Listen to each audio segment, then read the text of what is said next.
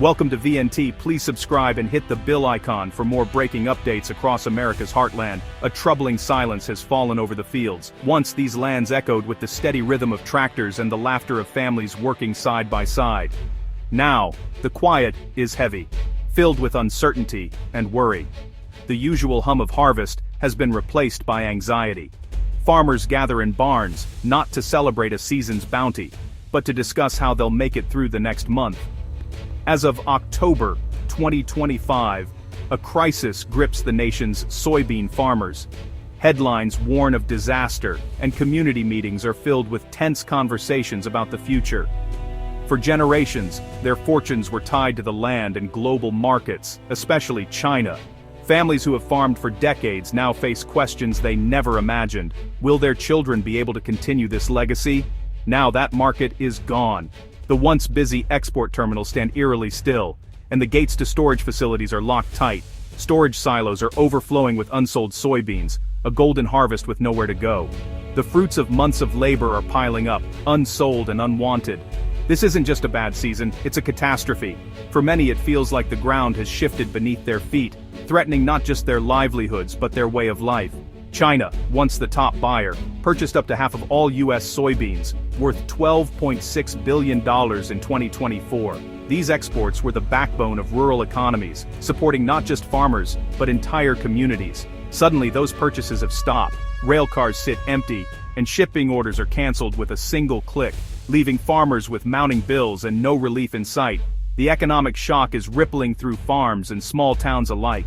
Local businesses from equipment dealers to diners feel the pinch as money dries up and uncertainty grows. This isn't due to drought or disaster, but a man-made trade war. Political decisions made far from these fields have upended lives overnight. In retaliation for U.S. tariffs, China has slammed the door on American soybeans. Shipments are turned away, and contracts are left unfulfilled. Prices have crashed, and farmers face selling at a loss, or not at all. Equipment is auctioned off, and the future of family farms hangs in the balance. The full silos stand as stark symbols of a broken trade relationship and a deepening crisis. For America's farmers, the question now is not just how to survive the season, but whether their way of life can endure it all. China's decision to stop buying American soybeans wasn't just a reaction, it was a calculated move in a high-stakes trade war, one that would send shockwaves through global agriculture and reshape the world's food supply chains. When the Trump administration imposed tariffs on hundreds of billions of dollars worth of Chinese goods, Beijing struck back with precision, targeting soybeans, America's top agricultural export to China, and a lifeline for thousands of U.S. farmers. For years, U.S. farmers relied on China's insatiable demand, and China depended on the steady, high-quality supply from the American Midwest. This relationship fueled rural economies and helped feed China's growing population. By abruptly cutting off purchases, China sent a clear and unmistakable message to Washington: lift the tariffs, or the world's largest soybean market stays closed to American farmers.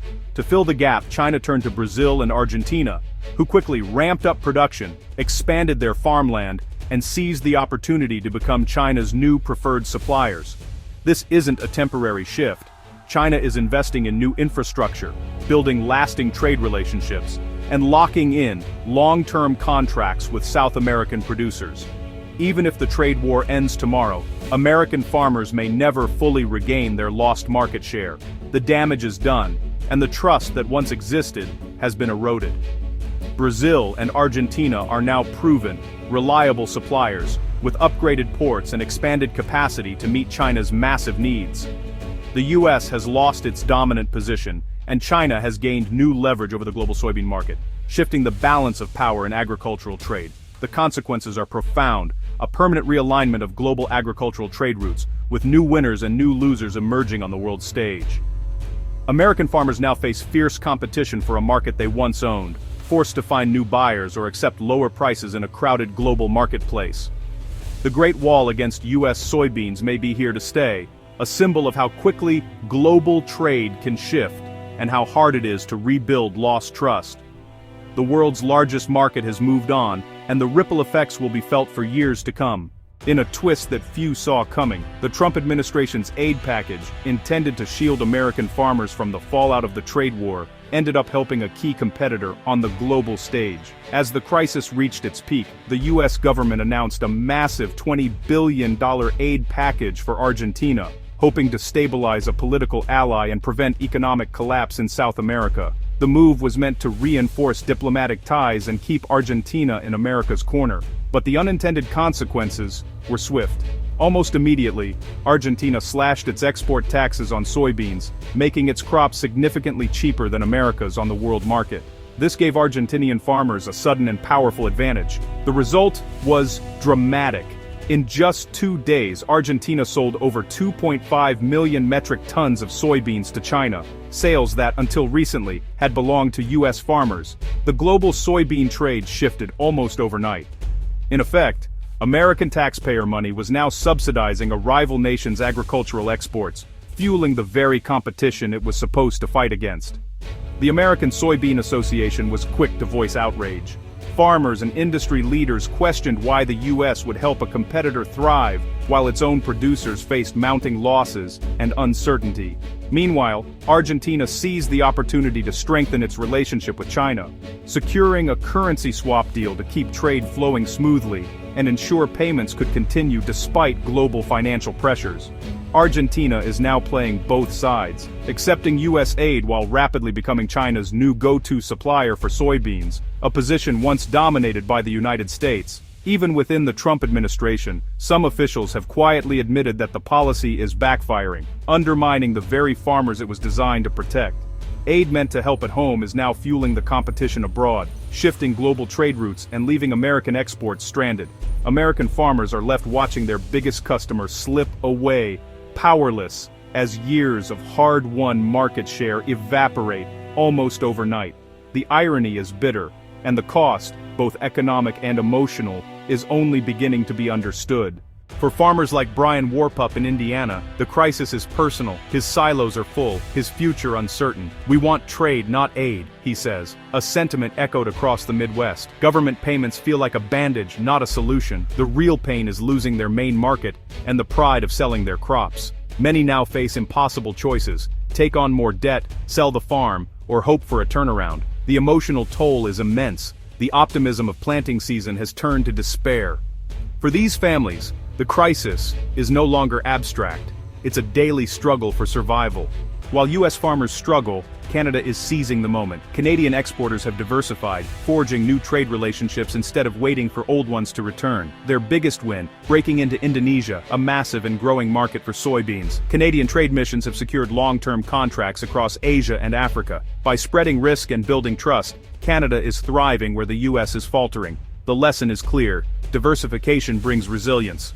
While the US focused on confrontation, Canada built bridges. Canadian soybeans now sail to new ports, proof that the global market moves on. In this crisis, Canada's strategy is paying off. With the crisis deepening, the Trump administration is scrambling for solutions. Their approach offers billions in aid to farmers and frantically search for new buyers abroad. Treasury Secretary Scott Bessent promises relief, but farmers see it as a stopgap, not a fix. Trade officials are cold-calling countries from India to Africa, pleading for soybean purchases. But building new trade relationships is slow and complex. No single buyer can replace China's massive demand. The administration's own policies are at odds, bailing out Argentina while trying to help US farmers. The result is confusion and frustration in the heartland. The scramble for solutions looks more like panic than a plan. Farmers feel betrayed, caught in a policy crossfire. The damage from the trade war is proving hard to undo. As autumn ends, the future for America's soybean farmers is more uncertain than ever before. Government aid may keep some afloat for now, but it's no long-term answer to the challenges ahead. With China gone, can farmers really risk planting another big crop this season? Brazil and Argentina now dominate the Chinese market, filling the gap left by the US. Even if trade resumes, US farmers will have to fight for a smaller share of the market. The lesson is clear: over-reliance on one buyer is dangerous for everyone. Diversification is now essential, but building new markets takes time, patience, and effort. The next harvest is a gamble, and for many, so is their future and livelihood. The silent silos stand as a warning. In global trade, nothing is ever truly guaranteed.